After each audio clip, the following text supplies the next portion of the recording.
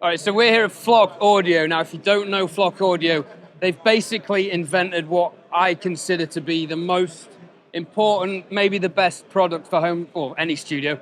I'm in the habit of saying home studios. Technically, I have a home studio, but this is probably the best product for recording in the last 70 years. Probably since the Neve preamp came out. I don't know. Maybe I'm biased. This is Darren from Flock Audio. Talk us through your system. How did the Flock Audio digital patch bay come about? Sure. So the way it actually came about was very similar in what you're describing. I was running a home studio, and it was getting and growing and becoming more successful, and I was adding more gear, and I knew I needed a means of analog routing. Yeah. And so I started looking around and searching the Sweetwaters, the VKs, and everything like that. And I'm like, why doesn't a product like this exist? And it kind of led me on this journey to eventually what we created, which was our flagship model, the patch. And from there, really, years upon years, we just grew the product line based on popularity and, what people loved about it, and then software and so on and so forth. And it just kind of grew what today is Flock Audio. So the idea being, instead of manually patching things with patch cables and great big racks of insert and outserts, whatever they're called, it's all done digitally with, is it relays? No, we actually use a form of cross-point chip that was originally designed for air traffic control. Oh, wow. Okay. And so we did all kinds of different tests. We didn't end up using relays as much as most people thought we should have. The reason being is we did some early beta testing with relays, and because with so many relays so close together, they crosstalked so much, Okay. and it just never worked. It never would have met pro audio standards, Let's go and have especially a in look. such a small condensed footprint like patch here, which is 1U. So this is the model I've got. This is 32 in and 32 out. So I have this set up with my UA X8P at the moment, which is probably going to be swapped for an X16. So I run 8 sends out of that, use 8 of the inserts on the Flock, and then 8 of the sends out back into the 8XP. From that, I then have 24 channels available to route out to all my lovely 500 series you've probably seen on the channel. And the application, which we'll show you in a second, enables me to basically use hardware like a plugin, so I can insert anything in any order, pull stuff in and out as and when I want it.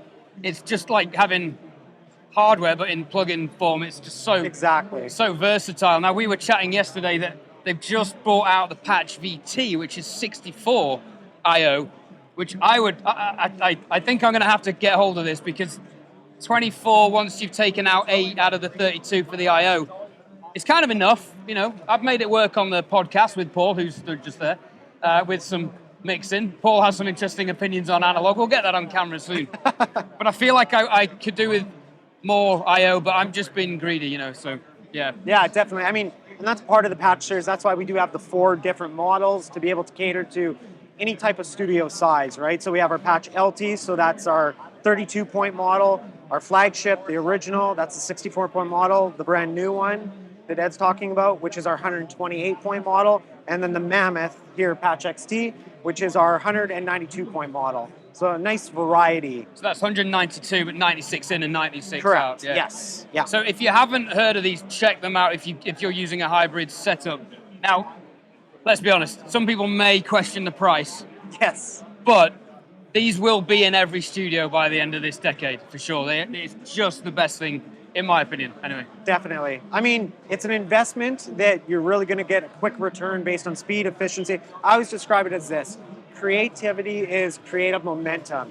And if you lose that momentum messing around with cables or whatever, you start to kind of lose what you were working on creatively. So these streamline your workflow and just make it so much more efficient. Yeah, and you can plug microphones in the front as well. You can reamp stuff coming out and then back in. It's flexible. Let's talk about the application, because you've just brought out the Flock Patch DX app. Yeah.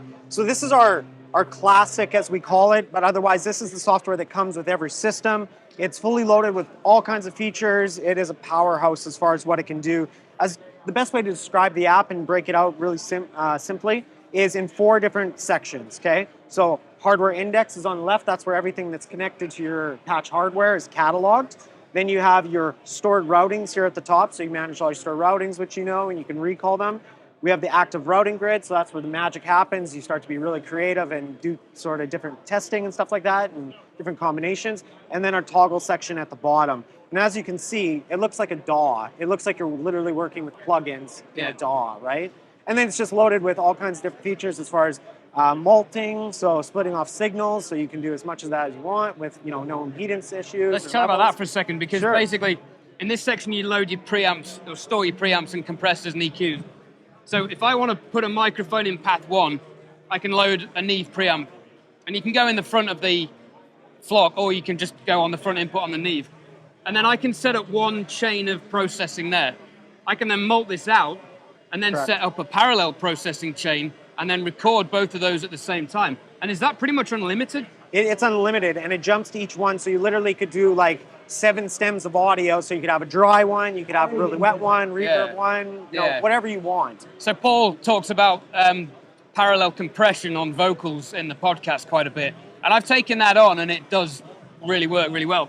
But we can do this with analog now as well, which is just remarkable. Are there any phase issues with that, timing, alignment, correlation? No, not at all. The way the patch series is designed, and because of the chips we use, it's simultaneous. So there's never any phase issues or anything like that. There's no latency, propagation delay, nothing like that.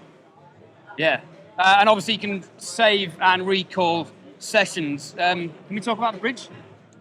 Bridge? Yeah. So that's part of our Patch App DX application, which is behind me here on the computer. And so what Bridge does effectively is Bridge is going to be a plug-in version that will do instantaneous recall in a session. So if you have a routing set up on your mix bus or master bus and you save it and you have the Bridge plugin set up inside your session, you close it, the next day you open it up, it'll automatically recall that routing. So you don't even really have to go into the app and mess around. So we don't need to save it in the app, it's saved in Logic. It'll save in the app, and then it gets recalled through Logic. Basically anything you'll save in the app here will show up in Logic in a drop-down menu. Yeah. I'm sold. Check it out, guys. Thanks, Darren. Thanks so much, Cheers. Ed. Good to see you again. You bet.